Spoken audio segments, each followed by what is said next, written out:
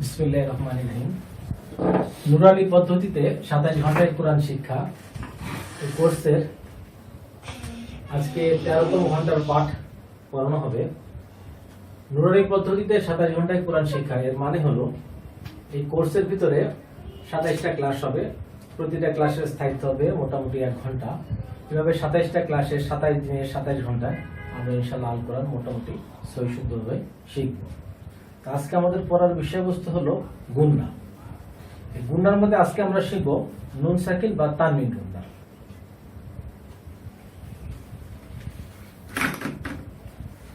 গত ক্লাসে আমরা দেখছি যে নুন সাকিন বা তানবিন গুন্না হলো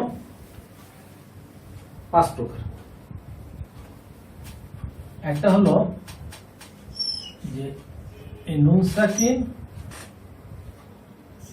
বা তানবিন,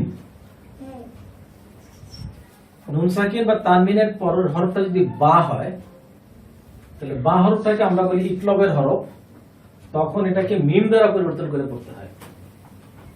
তাহলে এটাকে আমরা বলতেছি কি ইকলাব।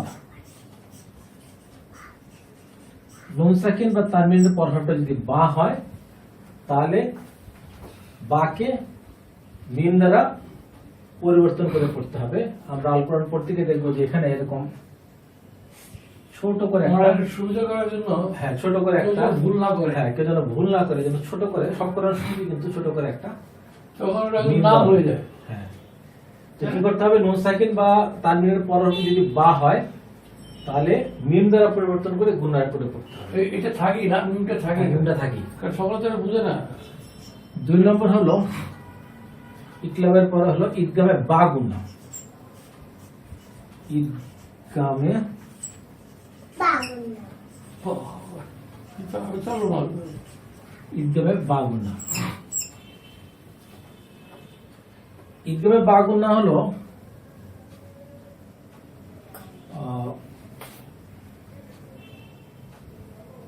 ঈদগামে বা গুণা হলো ইয়া মিম ওয়াও নুন,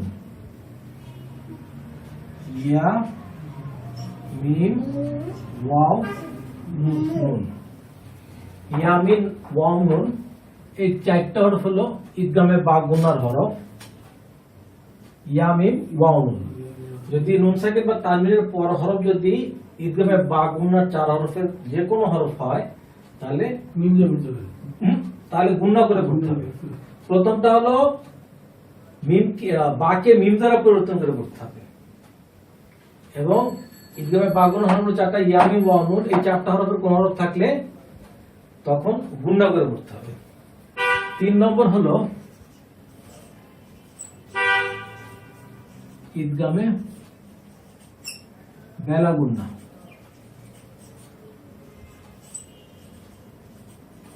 ঈদগামে বেলা গুন্না, ঈদগামে বেলা গুন্না হরফ হলো 2টা, একটা হলো কি র, আর একটা হলো লাম।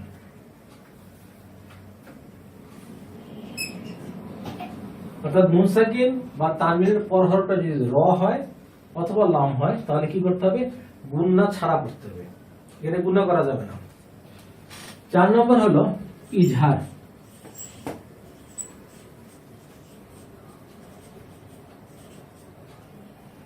ইজহার হলো হামজা হা, হামজা হা, আইন হা, গোইন খ, হামজা হা আইন হা গোইন, হামজা হা আইন হা গোইন। এগুলো আমরা বুঝতে পারবো, হামজা হা আইন হা গোইন, হামজা হা আইন হা গোইন। তাহলে নুন সাকিন বা তানবিনের পরে যদি ইজহারে 6 হরফের কোন একটা হরফ আসে তাহলে স্পষ্ট করে পড়তে হবে, গুণনা করা যাবে না, কোন রকম গুণনা করা যাবে না যদি ইজহারে 6 হরফের যে কোনো হরফ আসে। আর তারপরটা হলো গিয়া ইকফা।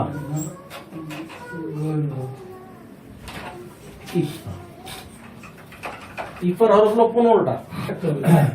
ইকফার হরফ হলো 15টা। এই যে 15 হরফ দেখেছি, তা সা জিম দাল জাল ঝাল সিন শিন সদ ত জ ফাও কফ কাফ। অর্থাৎ নুন সাকিন বা তানবিনের পরে যদি ইকফার কোন হরফের কোন হরফ আসে তাহলে নাকের গুণনা করে পড়তে হবে, নাকের গুণটা অনেকটা বাংলার অনুষ্ঠানের মতো। অনুষ্ঠান থাকলে যেরকম হয় অনেকটা ওই রকমের উচ্চারণ হবে। এটা মনে রাখার একটু কায়দা আছে। যেমন আমাদের উস্তাদ আমাদেরকে যেভাবে শিখেছে একটু সুর করে ছন্দ করে পড়া। যেমন আমাদের কিভাবে শিখেছে তাও সাও জিমোদালো জালো ঝা সিনো শিন সদো দদো তাও যাও পাও কফো কাপ তাও সাও জিমোদালো জালো ঝা সিনো শিন সদো দদো তাও যাও পাও কফো কাপ। ঠিক আছে, এরকম সবগুলো হরফ চলে আসছে। তাহলে আরেকবার বলি, যদি বা থাকে তাহলে মিম দ্বারা পরিবর্তন করে পড়তে হবে। আবার যদি ইয়ামি ওয়ানুন থাকে তাহলে গুণনা করে পড়তে হবে।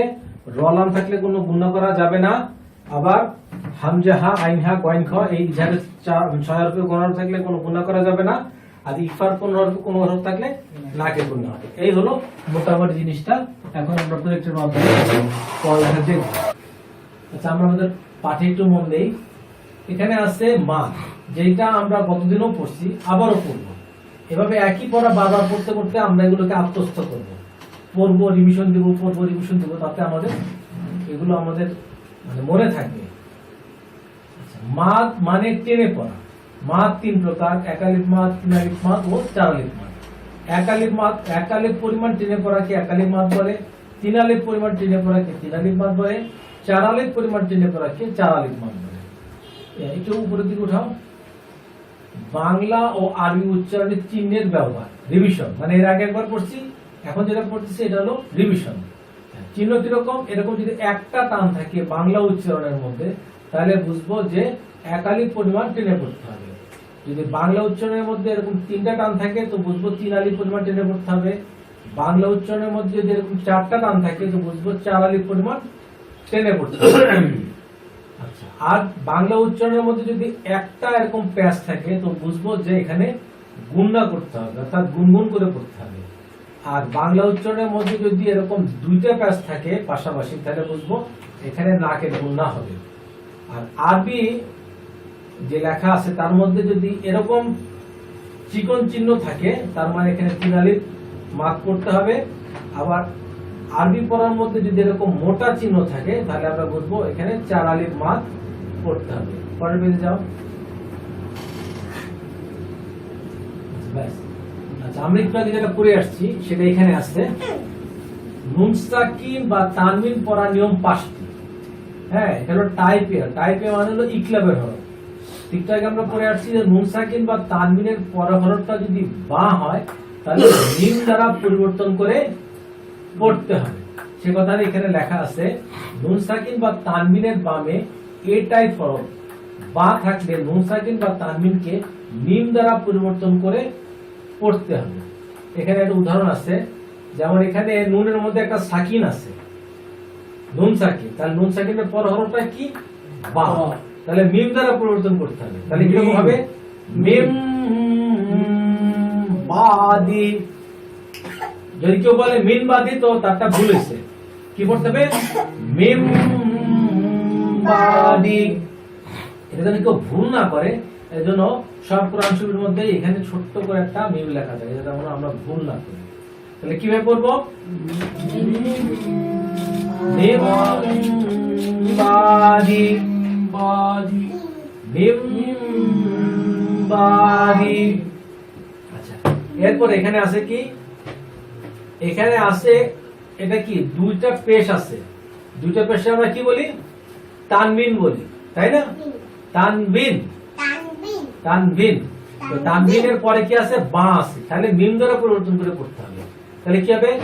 সামিউম বাসীর রাসীরুন।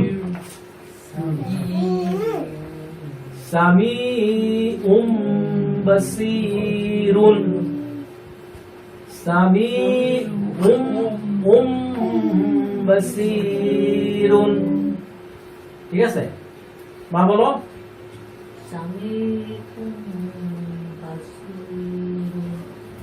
আবু বলো। সামিউম বাসীরুন। মা বলো। শুধু গুণনা করলেই হবে না, একটু মানে কি বলে যে একটু মানে গুণাটা একটু লম্বা সময় ধরে করতে হবে, ঠিক আছে?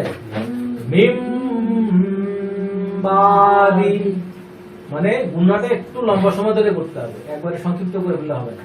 মিম বাদি বলো, মিম বাদি এটা সামি সামি বাসিরুন। এখানে কিন্তু কয়েকটা মাদের চিহ্ন আছে, এখানে জেরের বাম পাশে যজমালা ইয়া, এখানে একাধিক মাদ হবে, আবার এখানে জেরের বাম পাশে যজমালা ইয়া, এখানেও একটা মাদ হবে, একাধিক মাদ, ঠিক আছে? তাহলে কি হবে? সামি বাসিরুন। আচ্ছা, এবার আমরা কাইসারের কাছে শুনবো। من بعد سميع بصير বাসির বলো তো, বাসির বলো না। এখানে হইতে উনিও একটা ওয়াক্ফ মানে ওয়াক্ফ করে নিচ্ছে আর কি, এটা অসুবিধা কিছু নেই। আর উনি ধরে নিচ্ছে যে এখানে একটা মানে ফুল স্টপ বা দাঁড়িয়ে আছে, ঠিক আছে? এরপরে আমরা দেখব টাইপ বি, অর্থাৎ ইদগামে বা গুণার হরফ। ইদগামে বা গুণার হরফ কি? ইয়া মিম ওয়া নুন। একটু আগে আমরা পড়ে আসছি, ইয়া মিম ওয়া নুন যদি এই চার হরফের কোন হরফ আসে, মানে নুন সাকিন বা তানবিনের পরের হরফ যদি ইয়া মিম ওয়া নুন এই চার হরফের কোন হরফ আসে, তাহলে গুণা করে পড়তে হবে, ঠিক আছে? এই কথাটা এখানে লেখা আছে, নুন সাকিন বা তানবিনের বামে বি টাইপ হরফ, দ্যাট ইজ ইয়া মিম ওয়া নুন আসলে গুণা সহ মিলিয়ে পড়তে হবে। তাহলে এখানে দেখা যাচ্ছে এখানে নুন সাকিন আছে, নুন সাকিনের পর হরফটা কি? ইয়া। এই যে ইয়া, আবার এখানেও ইয়া, তার মানে এই ইয়াটা হলো এই ইদগামে বা গুণার চার হরফের একটা হরফ হলো এই ইয়া। অতএব এখানে গুণনা করে মিলিয়ে পড়তে হবে। কি করব? মাই ইয়াশাউ। আচ্ছা, এখানে বাংলা উচ্চারণটা সবাই একটু খেয়াল করেন। এখানে মাই লেখার পরে কিন্তু একটা এরকম কি বলে চিকন চিহ্ন আছে, এখানে এরকম একটা চিকন, হ্যাঁ না এরকম চিকন চিহ্ন আছে। এই চিকন চিহ্নটা মানে হলো এটা হলো গুণনার চিহ্ন, অর্থাৎ এখানে একটা গুণনা করতে হবে। এটা বাংলা উচ্চারণের মধ্যে বোঝানো হচ্ছে যে এখানে একটা গুণনা করতে হবে। এখানে যদি এরকম একটা চিহ্নের জায়গায় যদি পরপর দুইটা চিহ্ন থাকতো তাহলে বুঝতাম এখানে নাকের গুণনা হবে, ঠিক আছে? এটা আমরা সামনে ইনশাআল্লাহ আসতেছে। তাহলে কি হবে বলবো? মাই ইয়াশাউ, মাই ইয়াশাউ। বোঝা গেছে? নুন সাকিনের পর হরফটা কি? ইয়া। ইয়াটা কি? ঈদগামে বা গুণার চার হরফের এক হরফ। অতএব আমাদেরকে গুণা সহ মিলিয়ে পড়তে হবে। মাই ইয়াশাউ। বা বলো জোরে জোরে।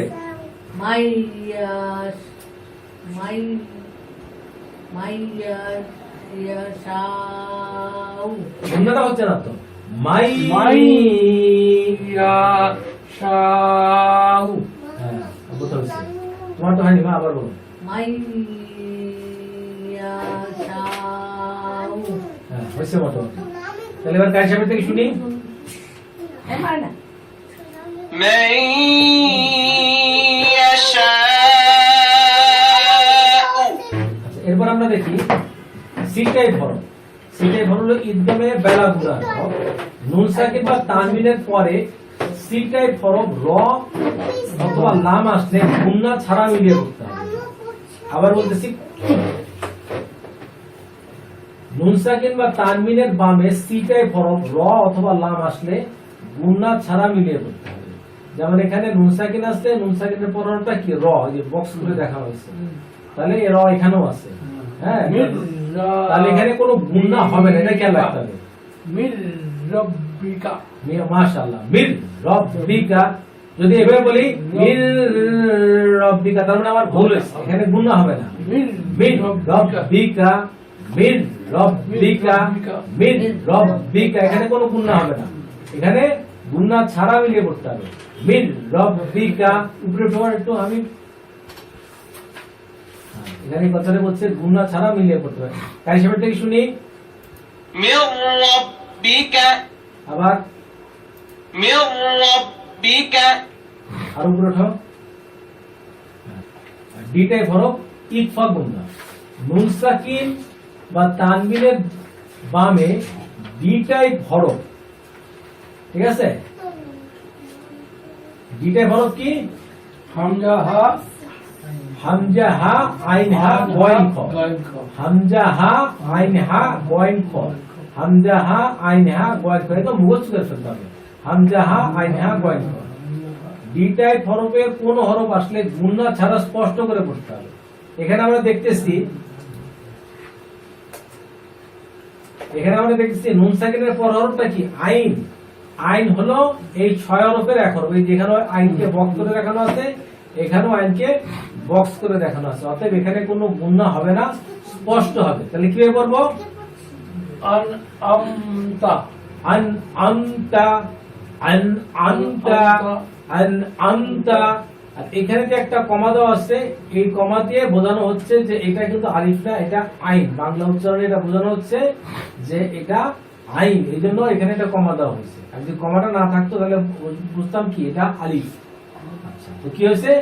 আন আমতা, আন আমতা। মা বলো তো, আমতা এখানে কি গুণা হচ্ছে না হচ্ছে না? না, কেন হবে না? ওদের হরফগুলো থাকলে পূর্ণ হবে। হ্যাঁ, কোন হরফগুলো থাকলে গুণা হবে না? আইন হা, হামজা হা, হামজা হা আইন খ, আইন হা, হা আইন হা গোল গো ঠিক আছে হ্যাঁ, হামজা হা, আইন হা, গয়েন খ। তুই বলো এই হরফগুলো বলো। বাবা হামজা হা হামজা হা আইন আইন হা গায়ন খ খ, হামজা হা, আইন হা, গয়েন খ।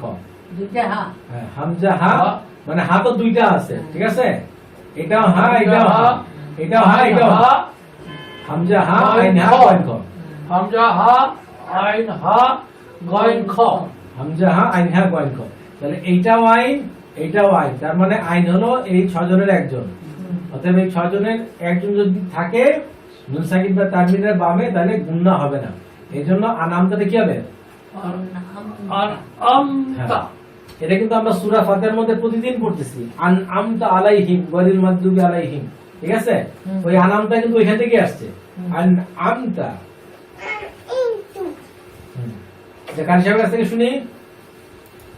أنعمت আবার أنعمت আবার أنعمت হ্যাঁ, ঠিক আছে। এরপর পেজে যাও।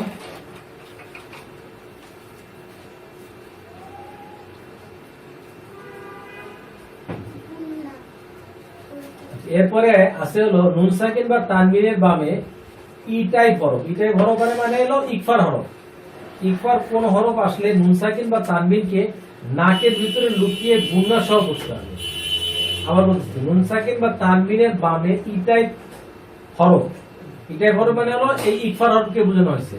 হ্যাঁ, 15টা হরফ এখানে, 15টা। তাও সাও জিমো দালো জালো ঝা সিনো শিন সদ দদ তাও যাও ফাও কফ কাফ। আবার বলছি, তাও সাও জিমো দালো জালো ঝা সিনো শিন সদ দদ তাও যাও ফাও কফ কাফ। এই ছন্দটা আমাদের উস্তাদ আমাদেরকে শিখাইছে মুখস্থ রাখার জন্য, যাতে আমাদের এই 15 হরফ মনে রাখতে কোনো কষ্ট না হয়।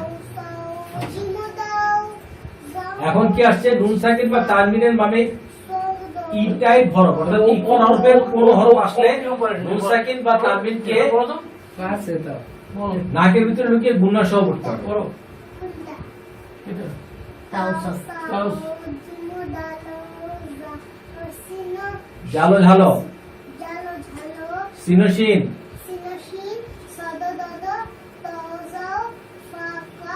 ফাও কফ কাফ।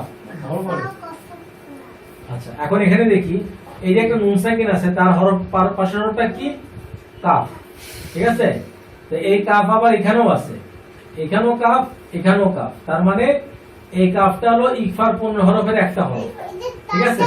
আচ্ছা, আবার এখানে আরেকটা নুন সাকিন আছে। নুন সাকিনের পর হরফটা কি? তা। তা কথা বলি না। নুন সাকিন আরেকটা আছে, নুন সাকিনের পর হরফটা কি? তা। এখানে তাটা আবার বক্স করে দেখানো আছে। তাহলে এই শব্দটার মধ্যে দুইটা ইকফার গুণনা হবে। কিরকম?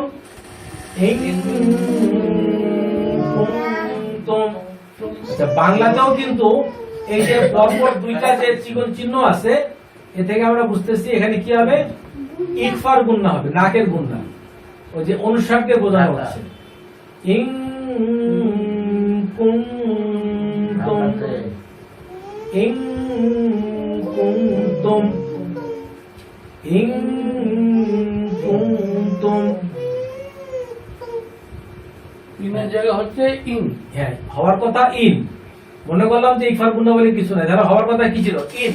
কিন্তু সেটা না হচ্ছে কি, ইং হচ্ছে, এবং একটা গুণনা হচ্ছে ইং কুনতুম। হ্যাঁ, মা বলো।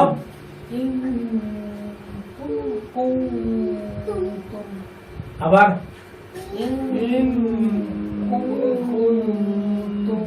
হ্যাঁ, এবার কাশেমের কাছ থেকে শুনি। إن كنتم আচ্ছা, এবার আরো উপরে ওঠো।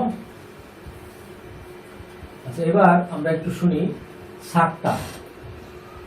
আমাদের পরের একটা বিষয়বস্তু হলো সাক্তা। সাক্তার চিহ্ন এইটা যেভাবে লেখা আছে, সিন কাফ তা হা। তা এটা অ্যাকচুয়ালি হা, মানে উচ্চারণ যখন হয় তখন হা হয়ে যায়।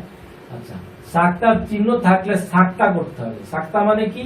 শ্বাস চালু রেখে ক্ষণিকের জন্য একটু আওয়াজ বন্ধ করে সামনের পড়া পড়তে হয়। আবার বলতেছি, সাক্তা হলো শ্বাস চালু রেখে ক্ষণিকের জন্য একটু আওয়াজ বন্ধ করে সামনের পড়া পড়তে হয়।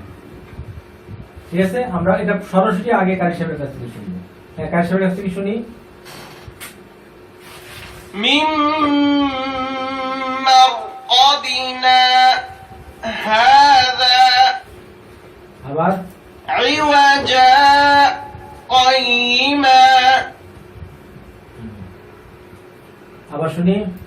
من مرقدنا هذا। তার মানে কারি সাহেব যেখানে সাক্তা আছে সেই পর্যন্ত পড়ে অল্প সময়ের জন্য থেমে গেছেন, আবার 1-2 সেকেন্ড পর আবার উনি পড়া শুরু করছেন। এটাই হলো সাক্তা। হ্যাঁ, আবার পড়ো। من مرقدنا هذا। এবার পড়ো। মিম মার্কা কাদিনা হাজা। হ্যাঁ, ঠিক আছে।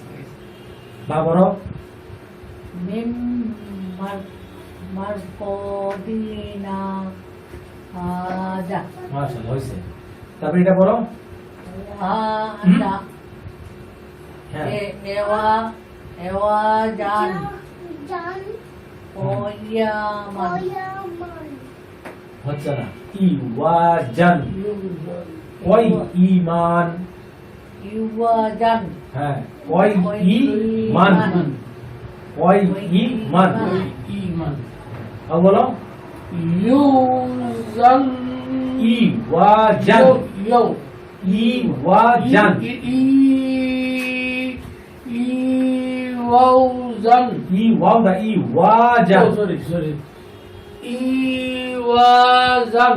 হ্যাঁ, ইওয়াজান কাইমান। হ্যাঁ, মাশাআল্লাহ, হয়েছে। হ্যাঁ, একটু উপরে ওঠো। ব্যাস ব্যাস। হ্যাঁ, হ্যাঁ, ইলাম হ্যাঁ, মা বলো। অকিলা মান মান, মান মান। রকি। আচ্ছা, এখানে দেখো নুন সাকিনের পর হরফটা কি? র আছে না? হ্যাঁ, তো এই যে র লাম থাকলে কি হবে? গুণনা হবে না, তাই না? অতএব এখানে কোনো গুণনা হবে না। মান, ওয়াকিলা মান, ওয়াকিলা মান, ওয়াকিলা মান। তারপরে একটু থেমে যাবো। রকিন। এবার বলো। মান রকিন। হ্যাঁ, আবু বলো। তুমি কথা বলো না। ইলামান রকিন। হ্যাঁ, তারপরে এটা বলো। কাল্লা বল রনা আবার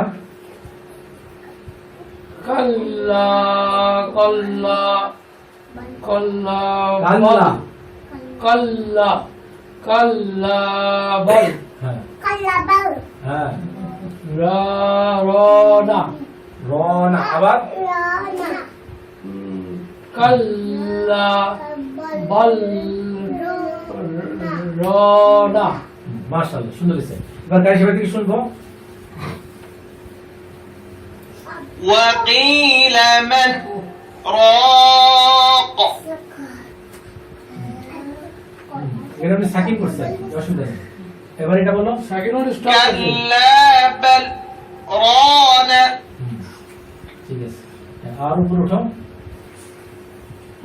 আচ্ছা এবার একটু জিনিসটা জেনে নেই একটা বিষয় সেটা হলো আল কোরআনের ভিতরে 4টি শব্দে সদ এর উপরে সিন সদের উপরে সিন লেখা আছে উভয়টা পড়াই যায় আল কোরআনের মধ্যে 4টি শব্দে সদের উপরে সিন লেখা আছে এখন যদি কেউ সদ দিয়ে পড়ে সেটাও যায় যদি কেউ সদ বাদ দিয়ে সিন দিয়ে পড়ে সেটাও যায় ঠিক আছে যেমন এখানে ইয়াবু সুতু যদি কেউ পড়ে সেটাও ঠিক আবার সুতু পড়ে সেটাও ঠিক আমরা একটু কারি সাহেবের কাছ থেকে শুনবো يبسط يبسط তারপর এটা بسطة بسطة أم هم المسيطرون ঠিক আছে বাংলা উচ্চারণে সদ দিয়েও একবার দেখানো আছে বাংলা উচ্চারণ আর একবার সিন দিয়েও বাংলা উচ্চারণ দেখানো আছে আচ্ছা পরের পেজে যাও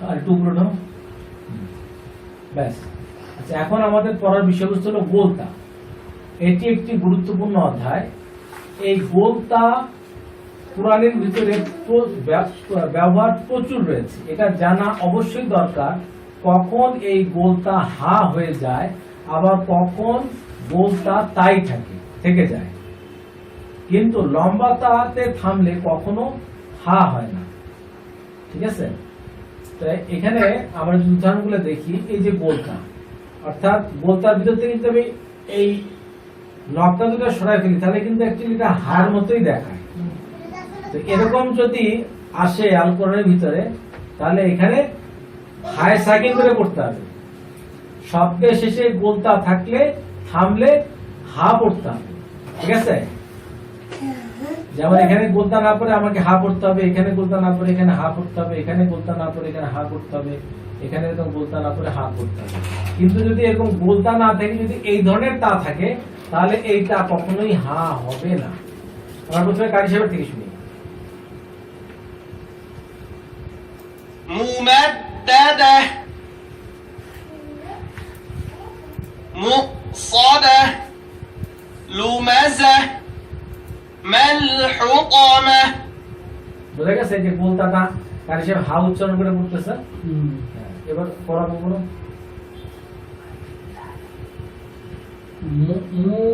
মুমাদ্দাদা মাত হয়ে যাচ্ছে মাত হবে মুমাদ্দাদা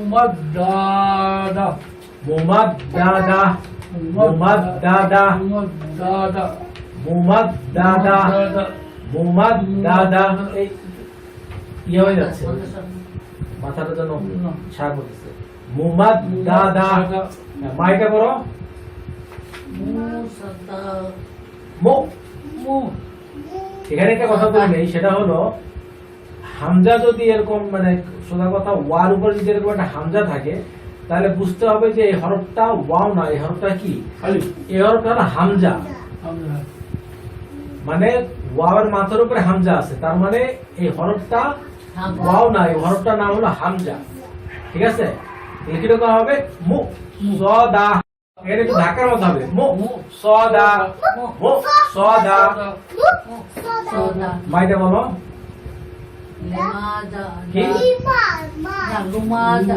data, dati, তা lumada ta, আবার জুমা জাতা কেন বলছিস তো লুমা যা oh, এই তাকে হা মনে করে এবং হার উপরে একটা সাকিন মনে করে পড়তে হবে তাহলে কি হলো লুমা যা লুমা যা লুমা যা ঢাকাই দিব হ্যাঁ lumada, লুমা যা অর্থাৎ শেষ হরফটাকে হা মনে করতে হবে এবং হার উপরে একটা সাকিন আছে এটাও মনে করতে হবে লুমা যা লুমা যা লুমা যা লুমা যা হ্যাঁ এটা বলো mal, puta, puto,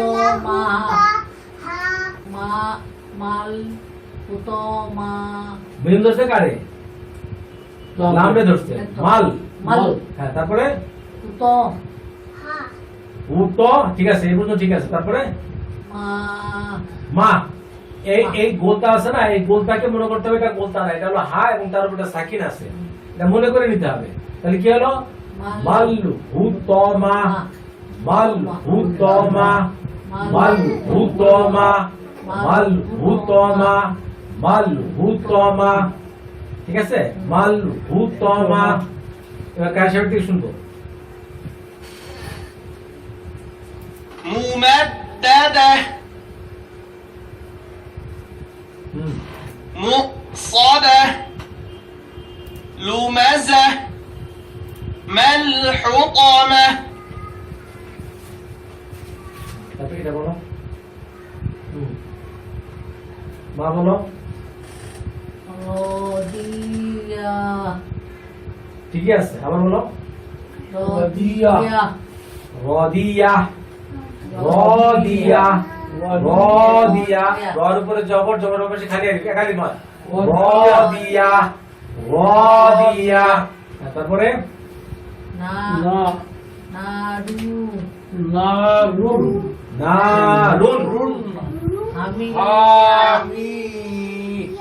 আমি ya, হ্যাঁ নারুন হামিয়া নারুন হামিয়া এখানে কিন্তু অনেকগুলো নিয়ম আমরা পাচ্ছি যেমন এক নম্বর নিয়ম হলো এখানে নুন সাকিনে সরি জবর অবশ্যই খালি আলিফ এখানে একালি মাদ হচ্ছে না আচ্ছা এরপর হলো রয়ের উপরে আছে ডাবল পেশ মানে তানবিন তানবিনের বামে কি আছে হা আছে হা হলো কি হামজা হা আইন হা কয়েন ক অর্থাৎ ইজহারের 6 হরফের এক হরফ অতএব গুণনা হবে না স্পষ্ট হবে তাহলে রুন পড়তে হবে না রুন কোনো গুণনা হবে না না রুন তারপরে হা মিয়া ya, হা মি ইয়া ইয়া মনে করতে হবে কি গোলতা নাই গোলতা আছে একটা হা আছে এবং তার উপরে একটা সাকিন আছে এটাই মনে করে নিতে হবে ইয়া হা মিয়া এখানে মাত করা যাবে না রুন হা মিয়া হ্যাঁ মাদ হবে কোথায় এখানে জবর পাশে খালি আলিফ এখানে এক আলিফ মাদ হবে এখানে জবর পাশে খালি আলিফ এখানে মাদ হবে ঠিক আছে আর কোনো জায়গায় মাদ হবে না কিরকম না রুন হা মিয়া না রুন হা মিয়া বলো রুন রুন হ্যাঁ আমি ইয়া হামিয়া ইয়া বলতে বলতে কি হয় ইয়া হয় আর ইয়া ধরতেছে কারে হারে ধরতেছে ইয়া আমি ইয়া নারুন হামিয়া নারুন হামিয়া বলো মা narun, hamia, মাশাআল্লাহ গুড এটা বলো fi, amadi, din, হুম মুম amadin, muhad, না আমার দিন মুম তো আমার দিন মু হুম মাদ উমাদ দা দা দা data, আবার তা বাইরে কোথায় এটা তাটা হাওয়া যাচ্ছে না ওয়া data, দাদা এবার আমি একটু বলি এখানে জবরের জেরের পাশে যদমালা ইয়া মাদার হবে এখানে একালি মাদ হবে পি আইনের উপর জবর আ ফি আ মিমের উপর জবর মা ফি আমা ডান নিচে কি ডাবল জের হ্যাঁ জেরের পাশে আছে কি মিম আছে ইয়া মিম ওয়াও নুন ঠিক আছে ইদগামে বা গুণনা অতএব এখানে গুণনা হবে দিম ফি আমাদিম তারপরে মিমের উপরে কি পেট আছে মু, মু তারপরে এই মিম ধরছে এই দাল যে মাদ, মদ আবার ডালের উপর যাব দা, মদ দা এরপরে আর একটা দা আছে তার উপর যাব দা দা দা দা দা দা। দা দা তাহলে কি হলো ফি আমাদিম মু মাদ দা দা, ফি আমাদিম মু মাদ দা দা, ফি আমাদিম মু মাদ দা দা। হ্যাঁ পড়ো। আমাদের দাদা হচ্ছে না ফি আমাদিম, এখানে তানবিনের পরে কি আছে মিম আছে, ইয়া মিম ওয়া নুন ইদগামে বা গুন্নার হরফ, অতএব গুন্না হবে দিন মু মু, মিমের উপর পেশ দিন মু, আবার মিম ধরছে দাল যে মাদ মদ দা দা দা। ফিয়া মা দিন মু মা দা মাদ দা দা দা। মা দা দা হ্যাঁ, আবার বলো ফিয়া মা দিন মু মা দা দা। মাশাআল্লাহ মাশাআল্লাহ, খুব সুন্দর হয়েছে। এবার আমরা একটু কাশের কাছ থেকে শুনবো। راضية نار حامية في عمد ممددة তারপরে এটা পড়ি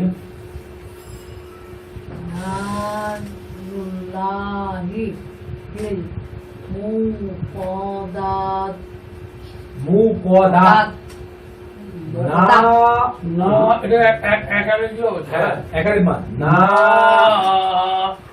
রুল্লাহ না, এখানে লা হবে না, লা হবে না। এটা আমরা আগে পরে শিখে আসছি যে আল্লাহ শব্দের লাম হরফের ডাইনে যদি জবর অথবা পেশ হয় তাহলে আল্লাহ শব্দের লাম হরফকে মোটা করে পড়তে হবে, অর্থাৎ রুল ল হবে, রুল ল।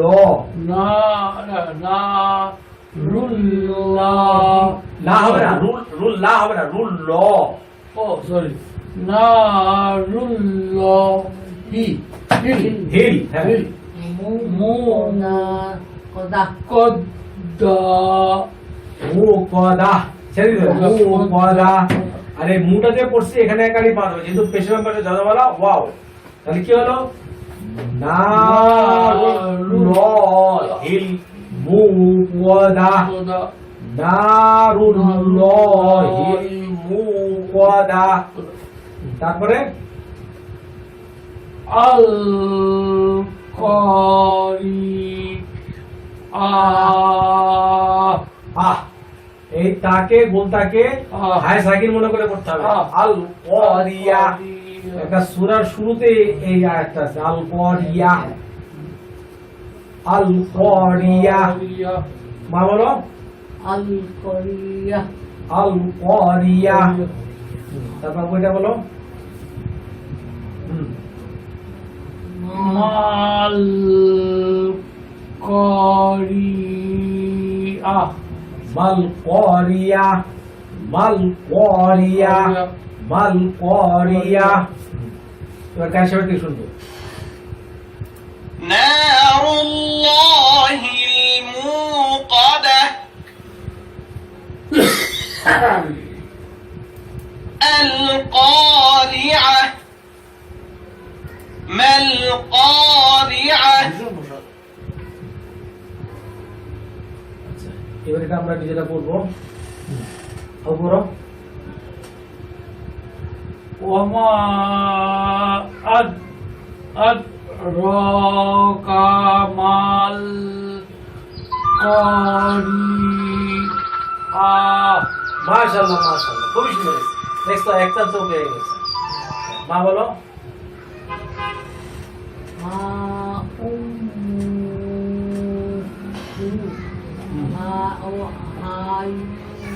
হাওয়াই হাওয়িয়া, ওয়ান নিচে যে থাকলে উই হবে, উই বা হাওয়িয়া। আচ্ছা এখানে কয়েকটা নিয়ম আছে আমি একটু বলি, সেটা হলো এইখানে মিমের উপরে কি আছে, তারদিদ আছে, ঠিক আছে। আমরা শিখাচ্ছি নুনে অথবা মিমে যদি তারদিদ থাকে তাহলে গুণনা হবে, এই গুণনাকে ওয়াজিব গুণনা বলে। তাহলে মিমের উপর যখন তারদিদ আছে এখানে একটা গুণনা করতে হবে, এটা হলো 1 নম্বর কথা। 2 নম্বর কথা হলো এই যে হা আছে তার উপরে যে পেশটা আছে এটা উল্টা পেশ, অতএব এখানে একালি মাত করতে হবে, ঠিক আছে। আবার এই হার পাশে একটা মানে হার উপরে একটা জবর আছে, জবরের পাশে খালি আলিফ, এখানে একটা মাত করতে হবে। তাহলে কি করব, ফা উম হা ইয়া, ইয়া, আবার লুম, লুম না, লুম না, এটা আলিফ। ও সরি, ফা হা, বা উম্মু হু তো বলতে হবে। ও সরি, ফা হু, হা, হা, আয়া হা উই, ইয়া, ইয়া, ইয়া। আলিয়া আমি বলি একবার, ফা তাহলে গুণনা, ফা উম্মু হু হাওয়া, ফা উম্মু হু হাওয়া। হ্যাঁ বলো, ফা উম্মুহু হাওয়া। মাশাআল্লাহ। এবার কার সাথে থেকে শুনবো, وما أدراك ما القارعة আবার وما أدراك ما القارعة فأمه هاوية আবার فأمه هاوية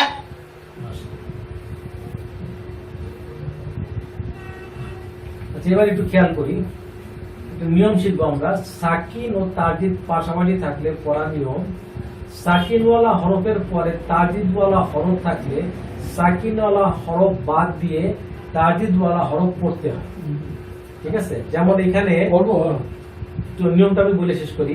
ওদের বাদ দিতে হবে। হ্যাঁ, এখানে প্রথমে আসতে হলো সাকিন, তারপরে আসতে হলো তারদিদ। যদি প্রথমে তারদিদ এবং পরে সাকিন থাকে তাহলে সাকিনওয়ালা হরফকে নাই মনে করে পড়তে হবে। তাহলে এই কফ ধরবে এই দাল, পরে একটু কদ্দা খা, খ খ ও কদ্দা খা, অলু, খালু, আর কদ্দা খালু, খালু না, খলু, খলু জবর দিলে খ হবে। খালু, আবার কদ্দা খালু। খলু। আচ্ছা এর উল্টা থাকলে কিন্তু হবে না, অর্থাৎ প্রথমে যদি সাকিন থাকে পরে যদি তারদিদ থাকে তাহলে সাকিন হলো হরফ বাদ যাবে, কিন্তু যদি এর বিপরীতটা হয় অর্থাৎ প্রথমে যদি তারদিদ থাকে তারপর যদি সাকিন থাকে তাহলে কিন্তু যথানিয়মেই পড়া চলবে, ঠিক আছে। এরপরও এখানে দেখা যাচ্ছে প্রথমে আসছে হলো সাকিন, তারপরে আসছে হলো তারদিদ, অর্থাৎ সাকিন হলো হরফকে বাদ দিয়ে তারদিদ হলো হরফকে পড়তে হবে। তাহলে এটা কিরকম হবে, আবাদ, আবাদ, তুম, তুম কোন ইয়া নাই, কোনো আবাদ, নাই। আবাদ তুম, আবাদ তুম, আবাদ তুম, আবাদ তুম, আবাদ আবাদ তুম, আবাদ তুম। উপরে ওঠো, قد دخلوا عبدتم এখানে আরেকটা উদাহরণ আছে, নাকলু পড়ো। নাক নাক, নক, নাক, নক, লুক, লুক, কুম লুক, না না, লুক, কুম। কুম, ঠিক আছে। এই- নাক, এই- এইটা বাদ যাবে। লুক, কুম, অর্থাৎ এইখানে যে কফ আছে, এটা বাদ যাবে। হ্যাঁ, এই সাকিনওয়ালা যে কফ আছে যেটা, ঠিক আছে, এটাকে নাই মনে করে পড়তে হবে। তাহলে নাক লুক কুম, নাক লুক কুম, নাক লুক কুম। এটা কিরকম হবে, মির, মির রব্বি। মাশাআল্লাহ, মির রব্বি। এটাকে নুন সাকিন যেটা আছে সেটাকে নাই মনে করে পড়তে হবে, অর্থাৎ এই মিম ডাইরেক্ট রকে ধরবে। মির রব্বি, মির রব্বি। কার সাথে কাছে শুনি, نخلقكم من ربك